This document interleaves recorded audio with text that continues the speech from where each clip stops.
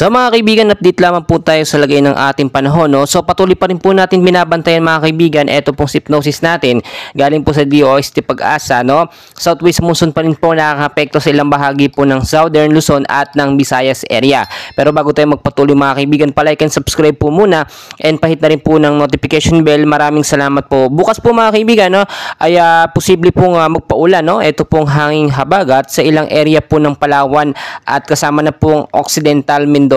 So posibleng maging maulap po bukas ng umaga, gayon din sa bandang hapon mga kaibigan, at posible din makaranas ng mga isolated light rains to heavy rainfall pagdating naman po sa gabi. So posibleng impact po kapag nagkaroon po ng patuloy at malakas na pag-ulan na pagbabaha po at landslide doon naman po sa mga landslide prone area. Pangunahan ko na kayo mga kaibigan, wala pa naman po tayong binabantayang bagyo, no, sa loob at labas ng Philippine Area of Responsibility. Pero upon checking po sa ating pinaka-live radar ay may nakita po tayo ng mga kumpul ng kaulapan, no? Sabihin na po natin mga cloud cluster or posibleng maging LPA po ito mga cloud cluster na ito, no? Dahil po nasa rainy season tayo, inaasahan po natin na posibleng pumasok po ang bagyo, no, in the next 48 hours po mga kaibigan. So minomonitor pa rin po natin yan, no, dahil hindi pa naman po sigurado. Pataas of now ang area po mga kaibigan ng Metro Manila, kasama na rin po ilang bahagi ng ating bansa bukas po ng hapon, no, at sa umaga posibleng maging maulap pong panahon,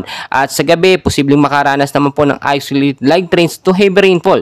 So maging handa po tayo sa banta po ng pag-ulan dahil itong habagat nga po ay pabalik-balik po sa area natin mga kaibigan, at inaasahan din na posible itong magbigay ng pag-uulan sa bandang hapon. Ito pong tinatawag po natin na southwest monsoon mga kaibigan ay posibleng makapagbuo po or makabuo ng tinatawag po natin na mga cloud cluster o kumpul ng kaulapan.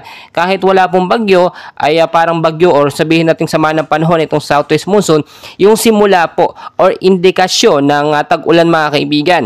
Sa Southern Luzon at Visayas, madalas po diyan nakakaranas ng malakas po na pag-uulan sa hapon at minsan ay naabot po yan hanggang sa gabi. Kaya lagi ko pong pinapaalala mga kaibigan, kahit walang bagyo, ngayon pa lamang po maging handa tayo. Yung mababang lugar, linisin po natin yung mga basura, yung mga estero, yan po yung naging main cause po ng pag-uulan. Inaasahan din po bukas ang temperatura po sa Metro Manila kasama ng ilang bahagi ng ating bansa, no, ay nasa 20 to 30 degrees Celsius lamang po. Medyo hindi na po ito masyadong mainit dahil nga po nasa rainy season tayo at inaasahan na posibleng tumaas lamang ito. Depende po kung mawawala po itong hanging habagat at papasok po yung easterlies o yung mainit na hangin na nanggagaling po sa karagatang Pasipiko. So mga kaibigan, madami pa tayong kaganapan. So huwag kalimutan mag-like and subscribe para ma-update ko po kayo sa lagay ng ating panahon.